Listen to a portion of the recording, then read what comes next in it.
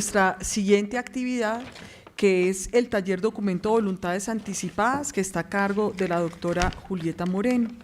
La doctora Julieta Moreno Molina es médica de la Universidad de Cartagena, especialista y magíster en bioética de la Universidad del Bosque, realizó diplomados en cuidados paliativos, ex experta en toma de decisiones de escenarios clínicos de final de vida y conflictos del curso de vida relacionados con los derechos sexuales y reproductivos. Trabaja actualmente en el Ministerio de Salud y Protección Social en la Dirección de Promoción y Prevención como consultora en bioética. Doctora, es un gusto tenerla con nosotros. Muy buenos días o tardes casi. La primera aclaración es que no hablo en la mañana de hoy a nombre del Ministerio de Salud y Protección Social, hablo a nombre de Julieta Moreno. El apoyo al taller específicamente se basa desde la experiencia de acompañar durante mi época asistencial a muchísimas personas a tomar decisiones al final de la vida, más que de forma anticipada, de forma reactiva. Y creo que eso es uno de los valores agregados que tiene la normativa y la posibilidad de haber participado en la construcción de la resolución 2665 del 2018, que es la resolución que construye este nuevo marco de lo que vemos como documento de voluntad anticipada. Debo resaltar lo valioso de la visión personalizante y humanizada que propone el doctor previamente. Creo que es algo que se pierde de vista en términos de reconocimiento a la persona que la suscribe, pero sin duda donde aparece un derecho para los profesionales de la salud aparece un deber, y nosotros no tenemos una comprensión profunda de cuál es nuestro rol en la aparición de este tipo de derechos tan estructurados y tan fundamentalmente enraizados en la autonomía. Vamos a pasar rápidamente por 4 diapositivas para que podamos hacer el ejercicio más que de la construcción y suscripción de sus documentos de voluntades anticipadas de forma express en 20 minutos, porque sin lugar a dudas esto tiene que ser un proceso de revisión de conciencia y de condiciones personales mucho mejor planteado y no corriendo como lo vamos a hacer en este espacio. Debemos preguntarnos como pacientes, como profesionales de la salud, cómo apoyo la suscripción de un documento de voluntad anticipada, más que cómo lo suscribo. Cómo lo suscribo tiene un poco que ver con el examen personal de lo que considero calidad de vida y el hilo conductor de lo que sería mi propia muerte. Entonces vamos a pasar rápidamente a entender quién es la persona que lo suscribe. Hay un concepto que se está volviendo novedoso en términos de toma de decisiones en el ámbito de salud, especialmente para la salud pública y para el discurso de la bioética, y es la interseccionalidad. Es preguntarnos quién es esa persona que está frente a nosotros, qué cosas la definen. ¿Qué cosas la definen para definir sus decisiones, pero además cómo construye esa persona la autonomía, que es en últimas, como se ha planteado a lo largo de la mañana, la disrupción del paternalismo, cómo hace mella en la construcción de la norma, pero cómo lleva a una reflexión de cada una de las personas que enfrentan la toma de decisiones. Si tuviéramos que resumir la mañana de hoy, yo creo que esas serían las 3 preguntas que se han respondido, pero cuando vamos a sentarnos frente al papel o frente al video, debemos tener en cuenta unos puntos que son determinantes. Es quién es esa persona, cuántos años tiene, en qué momento de la vida se encuentra, cuál es su género, su nivel educativo, el nivel socioeconómico y nivel cultural que le atraviesan para considerar qué es lo digno en términos de cómo quiero vivir y qué cosas prefiero y considero buenas. Cuál es el bien mismo de esa experiencia vital individual, pero además cuáles han sido sus relaciones con la muerte de otras personas. Una de las cosas que la experiencia pone en el camino de la toma de decisiones al final de la vida es: no quiero morir como murió, llene el espacio mi tío, mi mamá, mi primo, mi hermano, pero esas son experiencias de sufrimiento en segunda y tercera persona. Nos cuesta reconocer que la construcción individual parte de nuestros propios diagnósticos y riesgos. Nos vamos a estar moviendo hacia los riesgos y no hacia los diagnósticos. Si nosotros hacemos un ejercicio comparativo de la normativa del 2015 y la normativa del 2018, hay un gran puente al respecto de reconocer el marco de valores personales, de mudarnos del escenario de poner límites a los demás y construir desde lo que considero bueno. Considerar qué es bueno para mí incluye reconocer que tengo riesgos vitales, o sea, suscribir los documentos de voluntad anticipada por fuera de la enfermedad.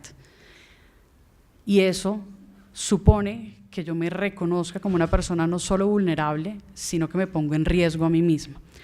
En ese orden de ideas, ¿cómo debo depurar las decisiones que voy a anticipar a través de un documento de voluntad anticipada?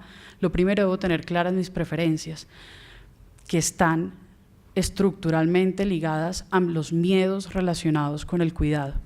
Pero además esos miedos relacionados con el cuidado están blindados por un montón de prejuicios. Por eso uno de los puntos relevantes de la nueva reglamentación es tener un límite frente a la lex artis y a lo que se considera el mejor interés, encontrar un balance entre el concepto de libertad desde el principio de autonomía y la definición del principio de dignidad humana. Parece un salto al vacío cuando somos culturalmente prejuiciosos frente al cuidado, la dependencia y la pérdida de funcionalidad. Muchas cosas de las que se registran en este momento en los documentos de voluntad anticipada están más relacionados con el prejuicio a la discapacidad y a las preocupaciones de ser una carga de cuidado que a enfrentarse a situaciones críticas en las cuales yo no pueda tomar decisiones mucho más pequeñas. Por poner un ejemplo sencillo, si deseo nutrición de soporte, si requiero o no antibióticos y los voy a permitir a través de un acceso venoso, lo cual nos parecen se nos encuentra una percepción de que son intervenciones menores, pero que pueden ser determinantes en un estado de final de vida específico de terminalidad o de agonía. Y finalmente, las que están construidas a partir de ideas equivocadas experienciales. Las ideas equivocadas experienciales están casi que en la línea de equilibrio de las preferencias. Nosotros tenemos preferencias porque pensamos en cómo van a ser las cosas, pero tenemos una gran dificultad en comprender cómo se comporta la atención en salud. Somos seriamente prejuiciosos, y no digo que sea algo malo, porque nuestro sistema de salud tiene muchos detalles por mejorar, por no decir unas cosas más agresivas, pero es importante entender que los documentos de voluntad anticipada no están buscando ser una herramienta de límites ni construir una barrera para el cuidado, sino que se vuelva una participación en ese cuidado.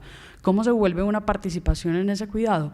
Deconstruyendo miedos, prejuicios, educándonos sobre ideas equivocadas para poder identificar cuáles son nuestras preferencias.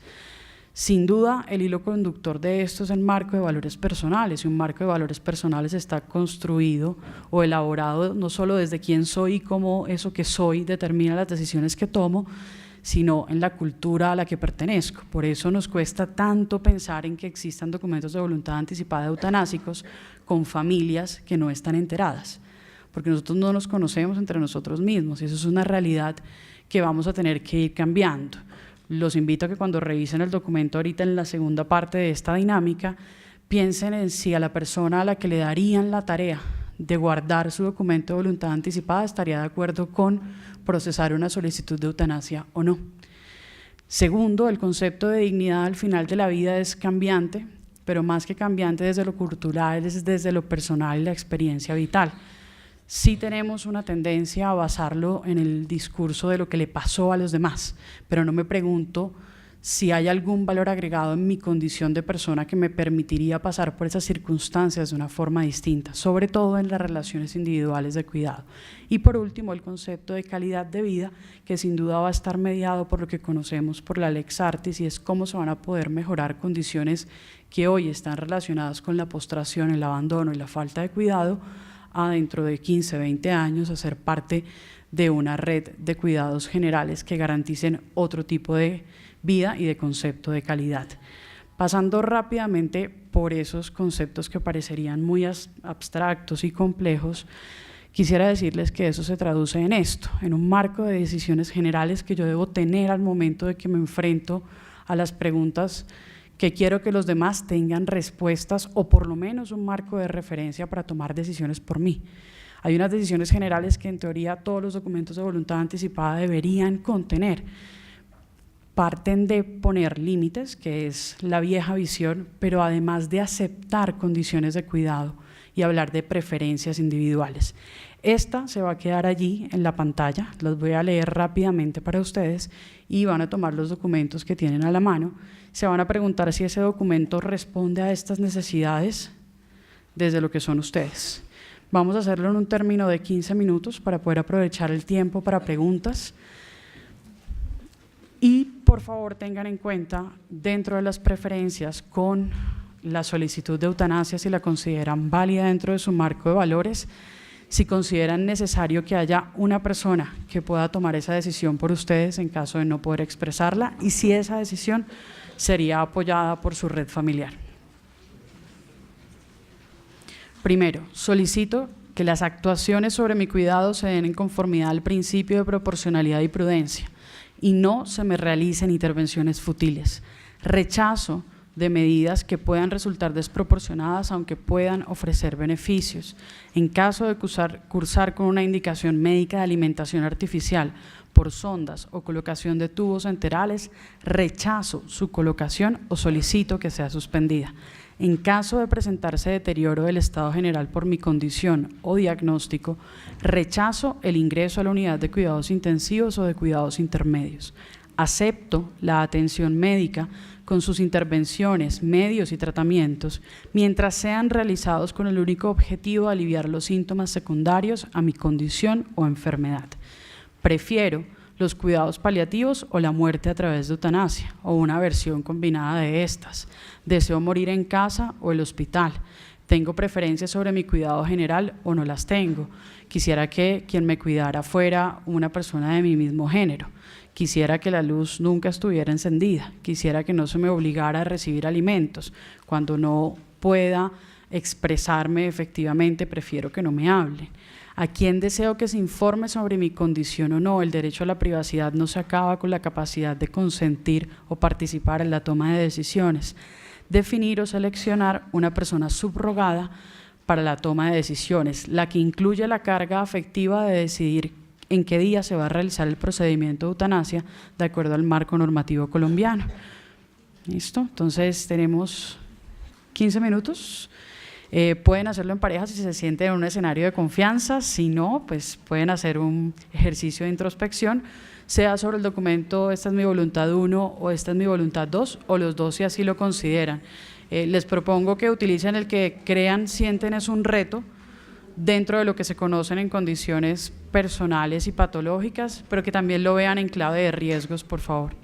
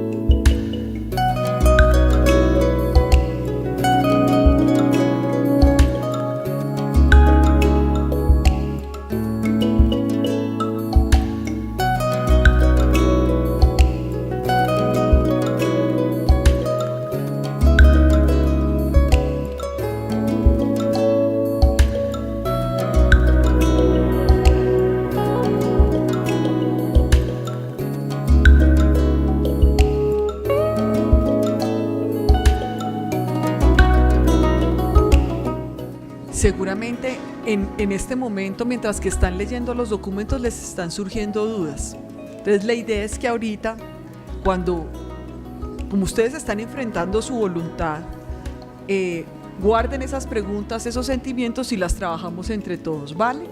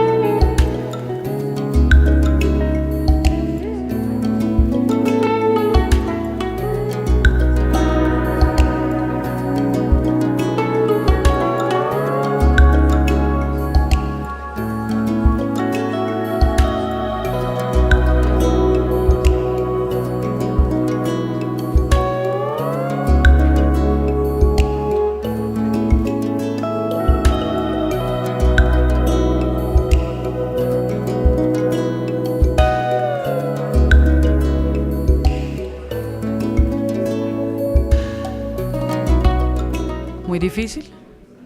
¿No? Buenísimo. Listo.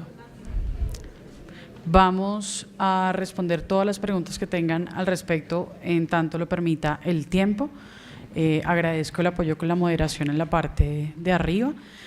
Tratemos de responder preguntas de fondo más que de forma. Las que son de forma podemos revisarlas directamente con la Fundación sobre el formato, específicamente si desean ampliar el contenido. Una aclaración específica es que no son excluyentes los dos documentos que maneja la Fundación Pro Derecho a Morir Dignamente. Tener un documento de voluntad anticipada que hable irrestrictamente de eutanasia no excluye el documento que pide medidas proporcionales de cuidado o que expresa otras preferencias dentro del marco de valores. Entonces pueden ser suscritos ambos documentos porque tienen objetivos completamente diferenciados. Entonces, preguntas. Doctora. ¿Dónde está el, está el micrófono? Yo aquí.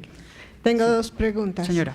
Una vez diligenciada la declaración de voluntad anticipada, supongo que el procedimiento es entregarlo a la EPS y si hay prepagado plan complementario igualmente. Yo en mi caso, como estoy hace tiempo vinculada a este procedimiento, ya lo hice, pero oh sorpresa, yo hice firmar la copia de la entrega del documento, pero oh sorpresa encuentro en que en mi historia clínica a la fecha, y eso fue hace 2 años, no aparece, ni en la complementaria ni en la EPS. Entonces, pues, ¿qué hacer? Y la segunda pregunta es sobre la subrogación. ¿Cómo es el término? Subrogación. La subrogación. ¿Se puede hacer con uno de los testigos o con los 2 testigos o con los 3 con los que estén de testigos? Porque en un momento dado uno de los testigos no puede estar. Sí. Bueno. Entonces, para responder a la primera pregunta. En el mismo documento, ¿no? En las preferencias. En las ¿dónde se suscribe quién es la persona subrogada? Perfecto. Es en el espacio en blanco del formato de la Fundación Pro Derecho a Morir Dignamente. Serían las líneas que están en la parte final. Ahí pueden registrar quién es la persona designada para hacer la subrogación de toma de decisiones o de recepción de información. Sobre la primera pregunta, nosotros tenemos un problema general en todo el sistema de seguridad social en salud, que es la ausencia de una historia clínica unificada. Por eso uno de los problemas que señalaba la doctora Gómez hace una hora era precisamente que no hay una forma de registrar todos los documentos de voluntad anticipada y consultarlos. En este momento, ¿cuáles son las 2 vías para solucionarlo? Tener el documento resguardado, sea por la Fundación o por un tercero que pueda acercarlo en el momento que sea requerido o entregarlo al médico de la atención principal. Nosotros en Colombia lamentablemente no tenemos una figura clara de médico tratante, entonces no hay una persona que mantenga el liderazgo de la ruta de cuidado. Como no tenemos una persona que mantenga el liderazgo de la ruta de cuidado, no hay nadie que vaya y diga, oiga, es que esa señora suscribió este documento.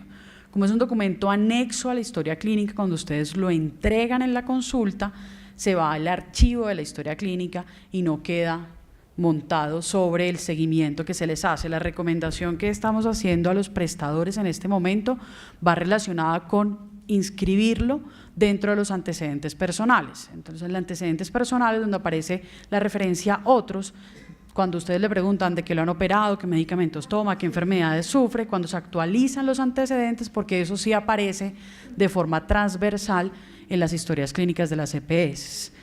No necesariamente de todas las IPS adscritas a las EPS, pero siempre que uno haga el ejercicio de una nueva consulta, puede referir el antecedente y así cuando se revisa por primera vez en la atención, pues va a aparecer así como usted tiene hipertensión y toma levotiroxina para el hipotiroidismo o la han operado 5 o 6 veces de X o Y, pues que usted tiene un documento de voluntad anticipada y ya la presencia de esa referencia genera la obligatoriedad para solicitarlo y preguntarlo. Entonces, hasta que no avancemos completamente y cerremos el ciclo y la curva de aprendizaje de prestación sobre la existencia de los documentos, la recomendación es, cuando le pregunten sobre sus antecedentes personales, diga, yo tengo un documento de voluntad anticipada, por favor registre los antecedentes y aquí está una copia de dicho documento. ¿Quiénes están afiliadas, señor? Digitalizar el…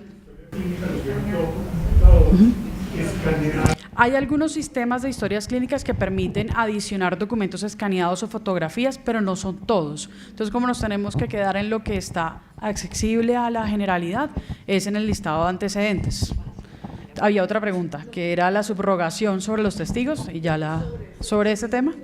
Yo complementaría también que si uno entregó su voluntad anticipada y cada vez que la pregunta no aparece, pues yo dirigiría una carta al asegurador, a mi empresa promotora de salud, preguntándome que por favor me indique si ya fue analizada mi voluntad anticipada y me lo conteste por escrito. Es una manera de uno garantizar que efectivamente es. Claro, y eso va a empezar a promover un ejercicio de que los prestadores también entiendan cuál es su función frente al resguardo de este tipo de documentos, porque no puede ser solo un anexo de la historia, porque los anexos de la historia clínica están reglamentados por una resolución específica, que es la 1995 del 99, y le da un trato diferente a los anexos de la historia clínica que al contenido mismo de esta. Eso en términos de el documento en forma. ¿Qué pasa cuando son videograbaciones o audios? Deben manejarse de la misma manera, de acuerdo a los términos establecidos por el Código Civil. Listo. La segunda pregunta, que era la subrogación, ¿pueden ser los mismos testigos los subrogados? Sí, en cuanto no estén inhabilitados. ¿Qué pasa con el escenario de inhabilitación por relación patrimonial? Que se actúa como es un documento con validez jurídica desde el acto de buena fe. Si yo estoy declarando que mi relación patrimonial no me inhabilita para actuar en el mejor interés de esa persona, puede ser la persona designada para la toma de decisiones. O sea, puede ser un hijo. Sí. Una pregunta acá. En el borrador de documento que discutimos el 19 de septiembre en el Club de Comercio, había un párrafo que decía que el presente documento debe ser reconocido por los profesionales de la salud y por mis familiares como un ejercicio de autonomía y por lo tanto obliga a considerarlo. Veo que ese párrafo se eliminó en estos documentos. Yo no podría darte esa respuesta en concreto porque es una decisión de la fundación. No, pero sí, no, digamos, sí. No pasa nada que se haya…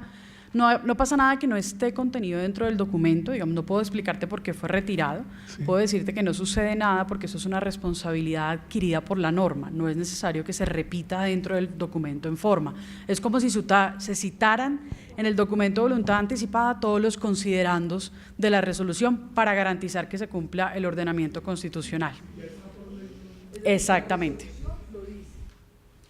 Mi pregunta es un poco más de forma, pero quisiera ratificar la información. Los hijos, por ejemplo, en mi caso, mis hijos firmaron la anterior. Creo que habrá que cambiar estas nuevas. Pueden seguir siendo los hijos, siempre y cuando se haga la formulación precisa que no afecta la parte patrimonial.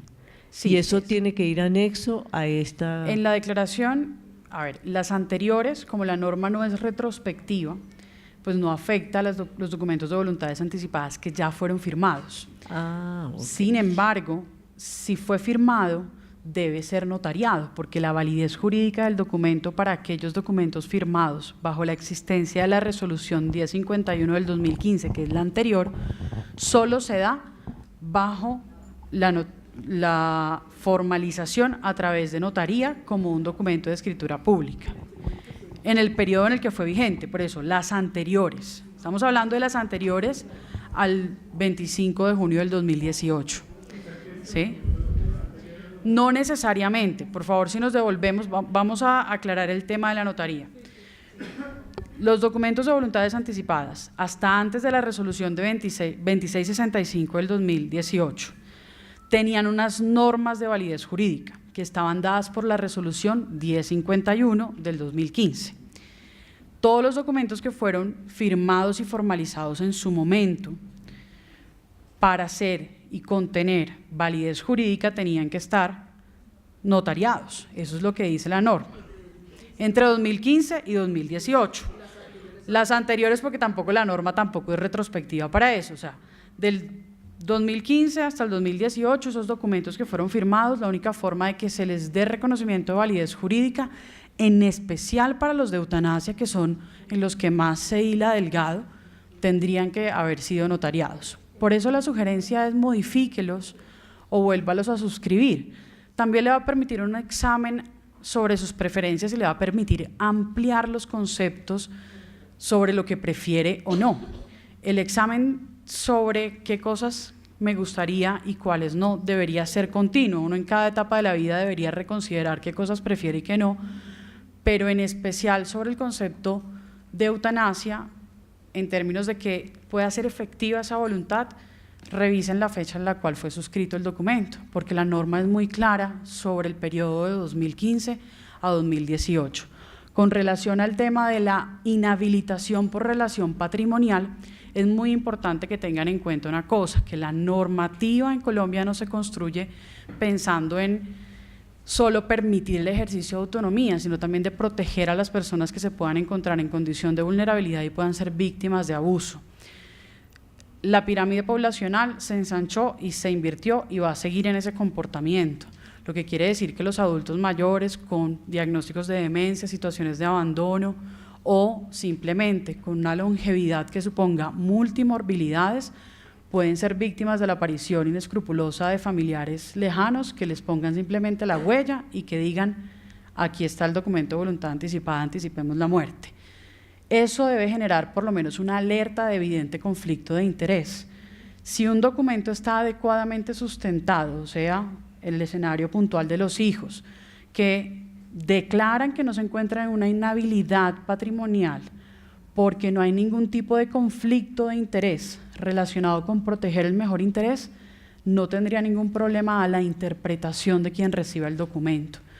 La norma no es que sea flexible frente a eso, sino que permite un ejercicio de toma de decisiones para quien va a leer el documento. Recuerden que es que ustedes están suscribiendo un documento para participar en una decisión después, entonces se vuelve un marco de referencia para la persona que les cuida y les atiende desde el ámbito médico. También será un marco de referencia para sus familiares, por supuesto, pero en últimas lo que el documento va a buscar garantizar es que los médicos entiendan quién era usted y qué cosas hubiese preferido y cuáles no. ¿Quiénes van a ser los guardas de esa voluntad? No solo los testigos, también el resto de su familia. Si definitivamente usted no desea que su familia esté enterado por razones directamente ligadas a la intimidad, pues será el médico con el que lo suscriba o será la fundación que lo apoye o un tercero. Eso está abierto a todas las posibilidades de donde uno pueda depositar la confianza. Es diferente el documento civil de testamento al documento de voluntad anticipada, tienen normativas completamente diferentes. Los contenidos de preferencias de salud en los documentos de testamento civil pueden ser reconocidos como inválidos desde que apareció la regulación específica de documentos de voluntad anticipada. Una cosa es un testamento sobre los bienes administrativos y civiles y la otra una voluntad anticipada. Recuerden ustedes que la voluntad anticipada, que en algunos países llaman testamento vital, y es un error llamarlo un testamento vital, funciona mientras que uno está vivo, porque es que uno está vivo e incompetente y se tienen que tomar decisiones de salud. El testamento funciona apenas uno se muere. Entonces son dos momentos vitales distintos. En un testamento que empieza a funcionar cuando uno está muerto, uno no deja cosas que quiere que le hagan cuando está vivo, porque ese se abre únicamente en el momento en que uno se muere. Buenas tardes. Volviendo a cómo dejar ese documento de alguna forma que sea accesible en el caso en que uno no lo pueda administrar. Hace casi 3 años la legislación sobre donación de órganos cambió, quitándole a la familia toda la potestad de decidir sobre el cuerpo de uno. Debido a eso, el Instituto Nacional de Salud estableció o está creando un software, de hecho ya está creado el Registro Nacional de Donantes. En ese Registro Nacional de Donantes, cuando uno quiere ser donante, uno lo que tiene que subir es una declaración de que quiero ser donante a la página del instituto, y de hecho dentro de todas esas decisiones de ser donante o de no ser donante se han recibido algunas declaraciones completas de voluntades anticipadas, y esa es una forma en que uno puede consultar, o el médico puede consultar si ese paciente quiere o no ser donante. Uno tiene la posibilidad de hacer la consulta ante el Instituto Nacional de Salud. ¿qué posibilidades hay de que se haga un registro similar? Obviamente tiene una logística, es que necesita alguien 24 horas que conteste las llamadas, etcétera, pero digamos que es algo que ya está funcionando. Obviamente todavía es un registro muy pequeño, va creciendo, pero funciona. Yo no sé si se pueda incluso adicionar a lo mismo administrativamente. El tema con el Registro Nacional de Donantes es que está normatizado por la Ley 1508 del 2006, que es la Ley de Presunción de Donación, la que modificó la 79 del 2002, creo que es el número. 2016. Esa es la nueva, pero ella modifica una ley previa. Sí. Entonces, Sí, en esa actualización de modificación reconocen la importancia de poder tener acceso para garantizar la presunción frente al posible conflicto de interés de que exista una base de datos que informe directamente sobre, más que el deseo de donar, la negativa de donar. Entonces, es la negativa. Ahora, sí, pero el entiendo, registro recibe las dos. Sí, recibe las dos, pero es una plataforma pensada para eso y normatizada en el marco de una ley de donación. La centralización de la información de los documentos de voluntad anticipada va en una vía distinta en términos administrativos. ¿Por qué? Porque nuestro sistema de salud no es centralizado, este tipo de cosas no dependen de la cabeza de la prestación.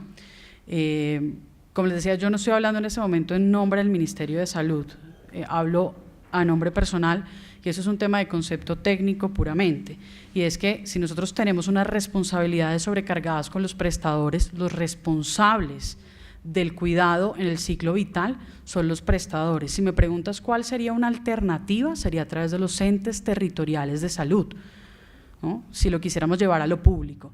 Estamos muy lejos de eso, ¿por qué? Porque no solo implica logística, sino que implica mucho de lo económico, pero además un proceso de educación y formación muy importante para entender de esos registros que suben al sistema cuáles son válidos y cuáles no.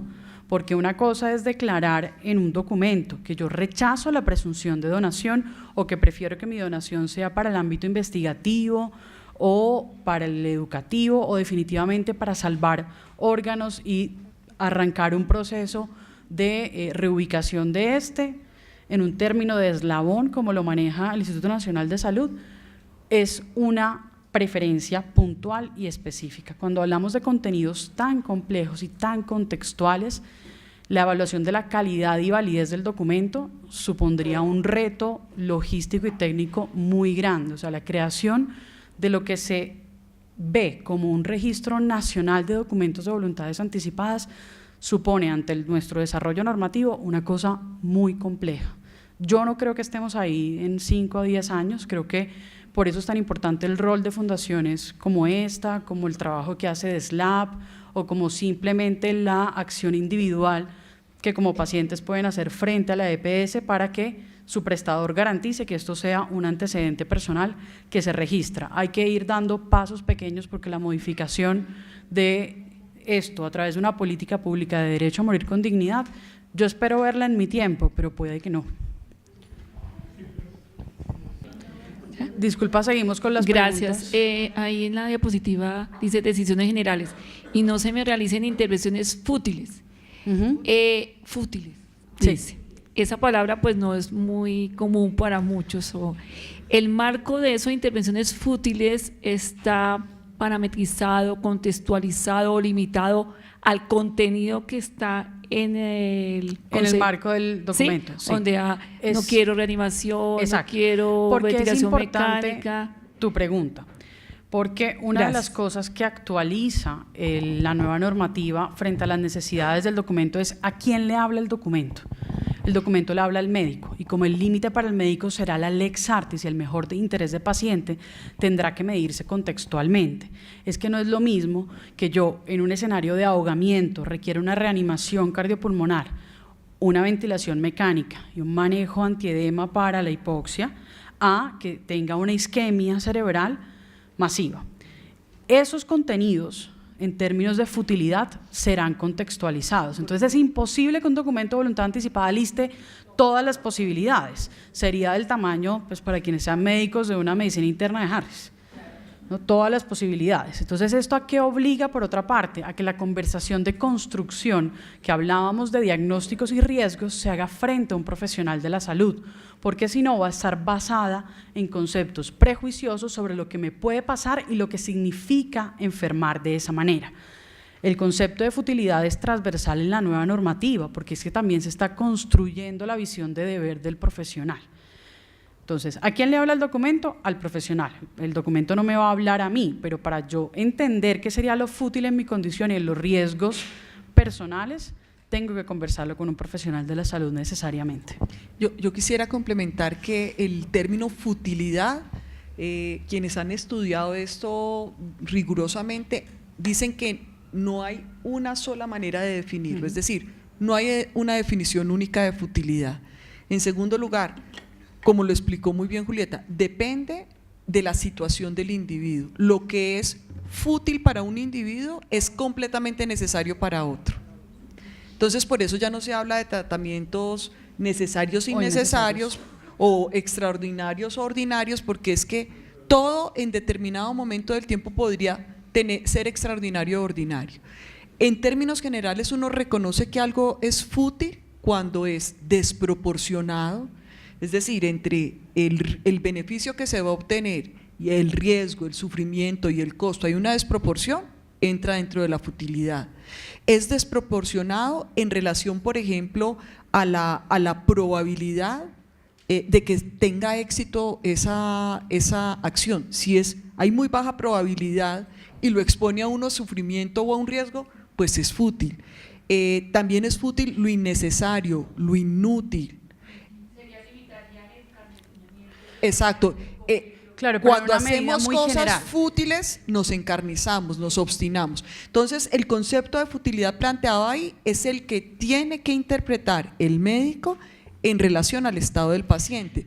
Por eso yo insistía que es tan doloroso cuando se pone en manos del paciente decir, por caridad humana no me siga haciendo más, cuando es el profesional en relación a lo que él conoce de la Lex Artis y a la situación particular de su paciente, el que sería el primero en darse cuenta que tenemos que parar, que no puedo iniciar nuevas medidas y que incluso las tengo que retirar. El concepto de readecuación de esfuerzo terapéutico o de limitación del esfuerzo terapéutico o adecuación terapéutica se basa en distinguir que algo es fútil.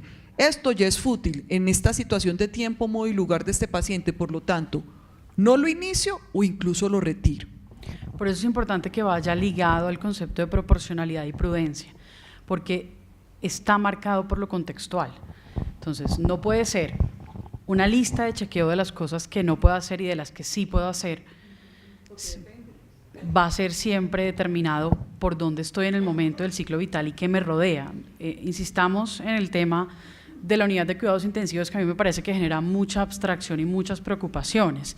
Las unidades de cuidados intensivos tienen un propósito y un objetivo de estabilización. No todas las personas que llegan a ellas necesitan estar allí, pero muchas de las que están allí sí salen en unas condiciones de estabilización y potencial rehabilitación. ¿Eso de quién depende? De la forma en la que se toman las decisiones del equipo médico en ese momento. ¿Puede usted participar en la toma de decisiones? Sí, a través de un documento de voluntad anticipada, pero no necesariamente lo que diga el documento de voluntad anticipada va a corresponder a su momento del ciclo vital. Es que usted puede requerir una unidad de cuidados intensivos después de un cateterismo cardíaco, ¿no? ¿Eso qué quiere decir? Que cada momento de la atención va a responder a unas necesidades específicas. Entonces, los conceptos generales, el marco general, permite tener una referencia. ¿Es válido que se comprenda que el documento de voluntades anticipadas cambió y que no se trata de poner límites a los otros? Sí, porque es que la ruptura de la autonomía de la que le contaron previamente se trata precisamente de reconocer que participar en la toma de decisiones implica saber a quién le estoy hablando, quién es la persona que tengo del otro lado. Pero si nos seguimos poniendo en plan de participar para poner límites, no vamos a estar ejerciendo la autonomía. Ahora, esto tiene que tener un lenguaje que permita la validación, y la validación está a través de un lenguaje más general dirigido al escenario del médico que lo va a utilizar. Yo quisiera también complementar que es posible también rechazar cosas que son completamente útiles. Y eso sí tiene que ver mucho con el Eso es lo concepto de segundo. calidad de vida que uno tenga. Por ejemplo, habrá una persona que diga, mire, si yo quedo con un déficit neurológico de tal forma, para mí eso sería aceptable y yo seguiría viviendo, hágame de todo, no hay problema. Pero podrá haber también el que diga, si yo tengo un compromiso de mi esfera cognitiva de esta manera, yo no quisiera que se me haga nada, que no se me haga lo útil y lo inútil. Entonces, fíjense que en esas preferencias, que es el espacio de preferencias, es donde esas reflexiones más profundas deberían quedar, porque en lo general está lo orientado a esto, a lo grande. La excepción a la regla, que es muy particular, muy de uno, y que tiene que ver, que ojalá no sea orientado por miedos o porque lo que decía Julieta, a un tío mío le pasó eso, y es que a mí no, yo voy a sufrir y voy a tener dolor, no, sino de verdad un concepto de calidad de vida profundo de uno. En preferencias es donde debe quedar eso. Inclusive uno puede rechazar cosas que sean completamente útiles. Tengo la siguiente pregunta. ¿El derecho a morir dignamente y la suscripción de estos documentos, especialmente el referido a la eutanasia, lo puede realizar una persona que tenga una enfermedad mental? Por ejemplo, bipolares. Eso genera dos respuestas puntualmente. La primera es que el marco normativo es claro en decir que yo debo encontrarme en capacidad mental y legal para la suscripción del documento. Si esa persona con un diagnóstico de enfermedad mental, cualquiera que sea, no está limitada en su capacidad mental, o sea, no está interdicta, no ha sido declarada una persona que no puede tomar decisiones en el ámbito médico, lo puede suscribir. Y dentro de las aclaraciones del documento de voluntad anticipada, sí valdría la pena que no se utilizara una preforma, sino que se explicara narrativamente quién es esa persona y cómo tomó esa decisión, porque de lo que se trata es que sea válido, y la existencia de una salud mental sí que genera prejuicios en la capacidad de la construcción de la autonomía relativa o relacional, porque los médicos en general no estamos sensibilizados frente a la existencia de cualquier diagnóstico. Por eso Ana Isabel hacía referencia incluso a la depresión, a las personas con depresión o con procesos de adaptación a diagnósticos de enfermedad terminal, se les etiqueta como personas no competentes para tomar ciertas decisiones, y eso está por fuera de la Lex Artis. Pero puntualmente, para que yo pueda saltarme esa barrera de prejuicio y esa barrera de desconocimiento o de ausencia de sensibilización, el documento se vuelve una herramienta.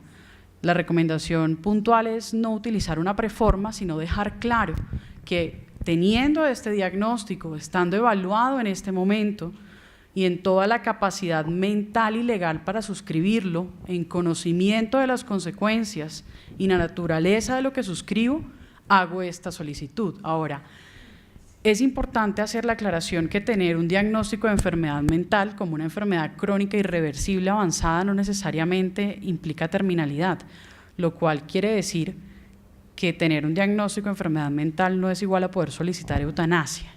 No estamos ahí y dudo explícitamente que lleguemos, a pesar de que se considere parte de la pendiente resbaladiza. Hay unos antídotos puntuales sobre las líneas rojas que no se cruzarían desde lo ético en el marco de la atención de eutanasia en Colombia. Yo complemento eso con que si uno tiene una persona que tiene alguna enfermedad que pueda alterar su discernimiento y que precisamente es el momento, todavía la línea en donde pueda hacer su voluntad anticipada, ojalá, por ejemplo, que la voluntad la pudiera hacer con una persona de salud mental, con un psiquiatra, con un psicólogo, que efectivamente en ese diálogo, en la conversación, verifique que él tiene la competencia necesaria para tomar esa decisión, que es que la competencia es para la decisión que uno está tomando. Por eso las personas con enfermedad tienen derecho a la autonomía, porque en razón del poquito, mucho o mediano de competencia que conserven pueden tomar decisiones.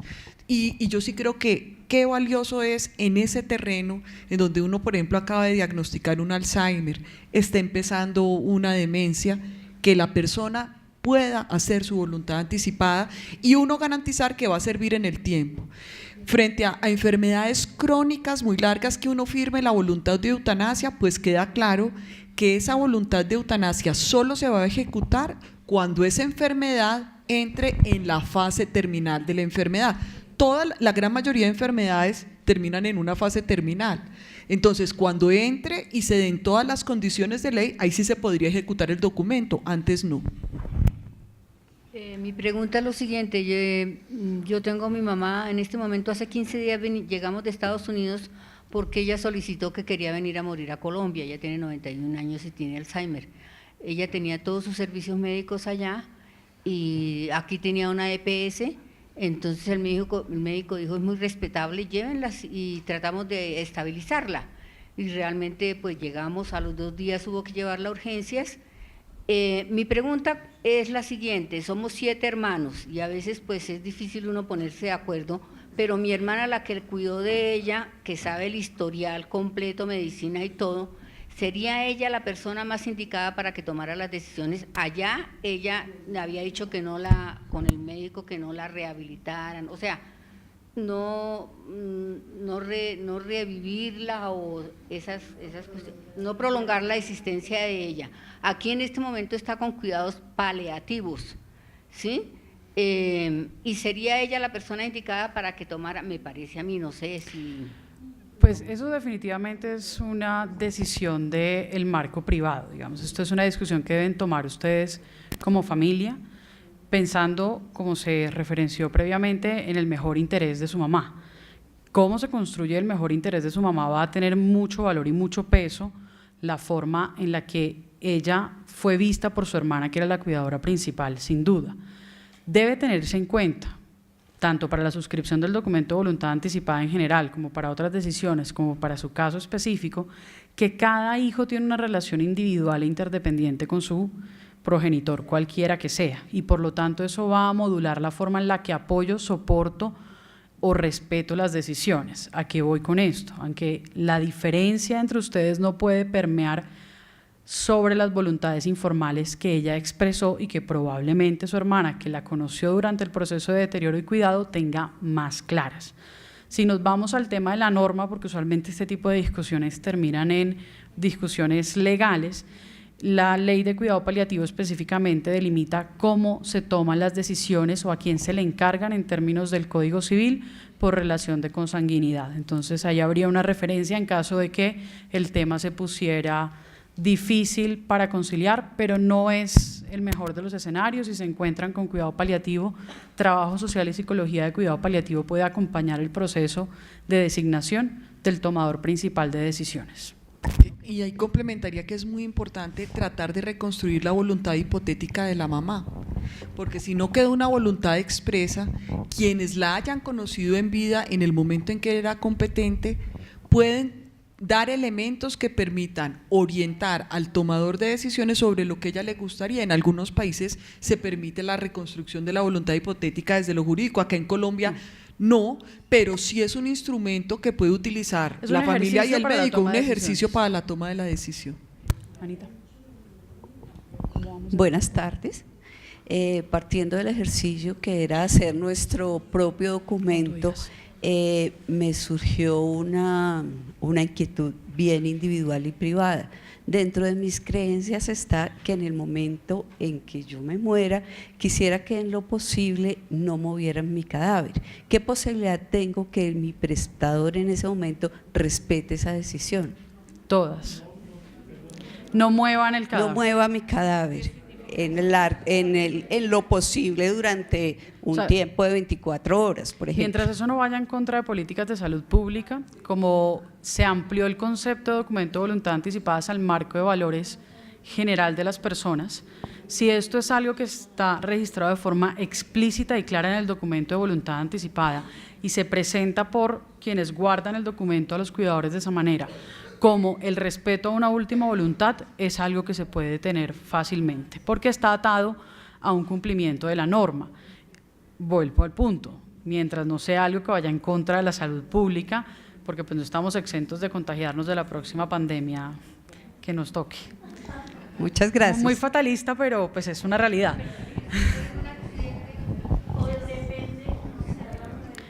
Claro, va a depender del escenario contextual, pero pues en marcos generales, hablando de que fue un proceso de muerte natural hacia el deterioro del estado general, en un hospice, en el ambiente domiciliario, pues cabe dejarlo de forma muy clara y explícita. Sí, buenas tardes. Es claro, según lo que nos ilustraron, que uno puede rechazar incluso lo útil, ¿cierto? Sí. Pero un sustituto lo puede hacer ante ausencia de voluntad anticipada, rechazar lo útil. En este momento, de hecho, es uno de los artículos que se encuentra en discusión dentro de la Carta de Derechos, porque la vigente, la 4343 del 2012, implica que estando inconsciente su familiar puede tomar cualquier tipo de decisiones por usted. No se especifica si aquellas de rechazo o de desistimiento de medidas útiles, que esto es una discusión que está abierta. En ese tipo de circunstancias que suponen dificultades sobre no quién tiene la razón, sino quién está guardando el mejor interés del paciente, la recomendación puntual es un comité de ética médica dentro del espacio de prestación. Puede que la nueva Carta de Derechos tenga una instrucción específica al respecto, pero pues no te lo podría decir de esa manera. En situaciones que no son de final de vida, en términos generales, el representante legal solo puede tomar decisiones que promuevan, prevengan, diagnostiquen, traten, rehabiliten o hagan cuidado paliativo, o aquello que la voluntad anticipada haya dejado, que podría ser un rechazo, en términos generales. Yo soy y fue una de las observaciones que hice a la Carta de Derechos, yo creo que sí hay una limitación para el rechazo de quien es el representante legal. Lo que pongo en duda es que si frente a una situación de enfermedad en fase terminal juegue igual que en las otras enfermedades crónicas. Es posible que de pronto se abra la compuerta ahí, pero en términos generales, no. Un representante legal no puede hacer rechazo. Buenas tardes. Tengo dos preguntas puntuales. La primera es que me aclares, por favor, un poco el tema de la eutanasia, de la voluntad 1 y la voluntad 2, porque me estoy imaginando en un escenario en donde tengo una enfermedad terminal, estoy en un estado de inconsciencia, ya suscribí las dos voluntades. Entonces, ¿cómo se manejaría ahí el tema? Primero se agota este tema de cuidados paliativos y luego entonces como excepción la eutanasia. Esa es la primera pregunta. Y la segunda pregunta es si ya se han dado un caso de eutanasia que se haya realizado a través de un documento de voluntad anticipada. Creería que no. Voy a responder la segunda pregunta primero. No puedo dar esa información porque no estoy actuando a nombre del Ministerio de Salud, quien es la única fuente formal de información sobre los casos reportados de eutanasia. Y para responder puntualmente la primera pregunta hay que tener claro el proceso de trámite de la solicitud de eutanasia. El proceso de trámite de una solicitud de eutanasia en este momento a través de un documento de voluntad anticipada implica que se ha llevado de forma explícita y clara un documento que dice que se solicita la eutanasia. La existencia del documento no impide el ejercicio proporcional y prudente de las atenciones, o sea, se haya presentado una de estas mi voluntad 1 o 2, el cuidado paliativo con el paciente como eje principal de toma de decisiones actuando proporcionalmente debe darse, es el orden correcto de las cosas. ¿Para qué funcionan este tipo de documentos en ese escenario previo a la declaración o aparición del documento de voluntad anticipada? Por si están apareciendo excesos o se requiere dar una línea para la toma de decisiones, como por ejemplo el traslado a espacios de monitorización, estrategias de cuidado invasivo, porque dentro del cuidado paliativo también existen, sobre todo las herramientas invasivas para el control de síntomas.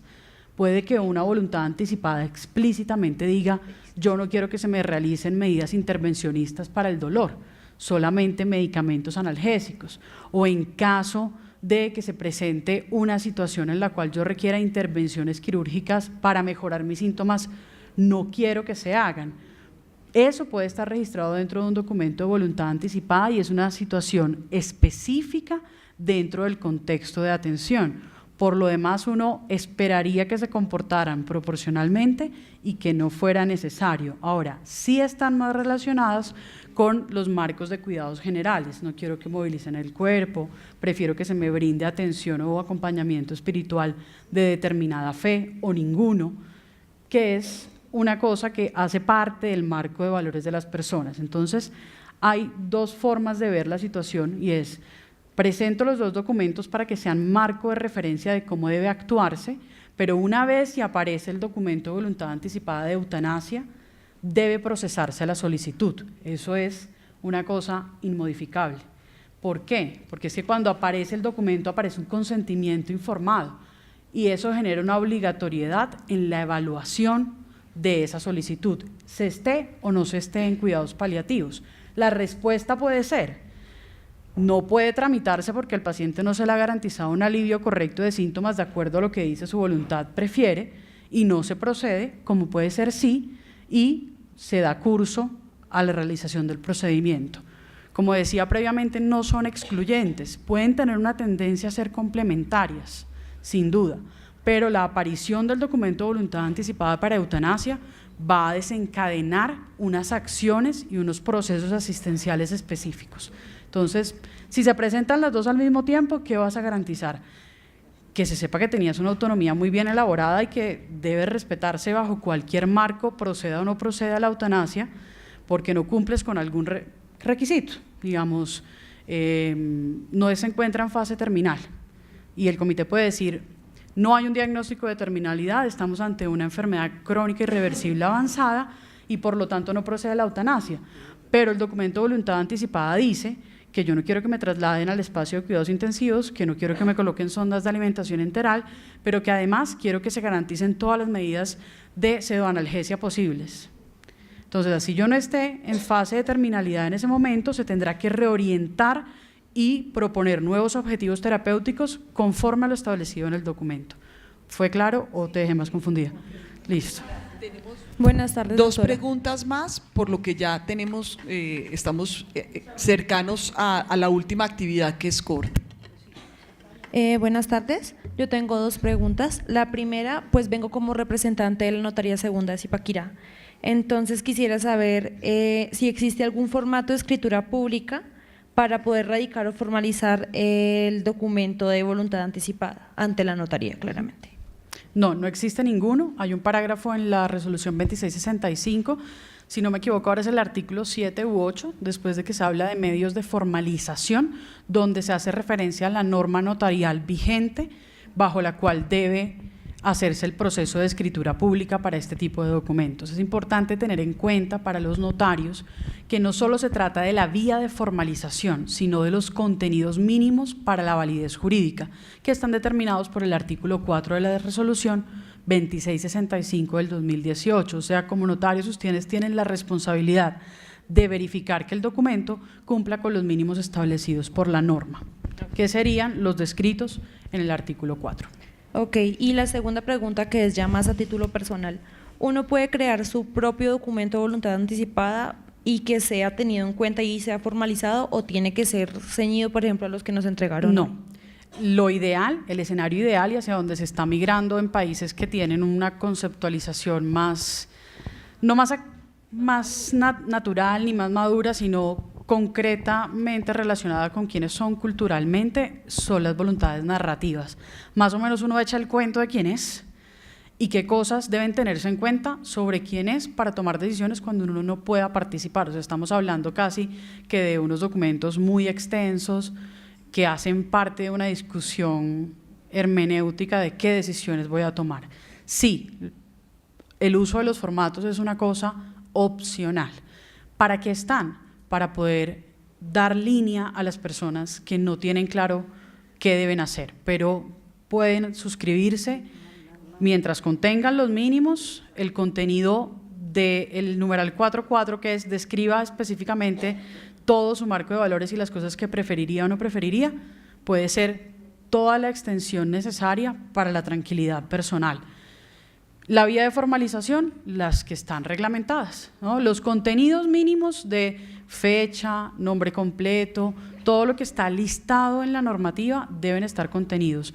Pero cuando hablamos de las preferencias personales, eso definitivamente puede estar presentado en la forma que la persona considere necesaria para que se le entienda sobre su preferencia, porque esto es un tema de entendimiento sobre quién me está hablando a través del documento.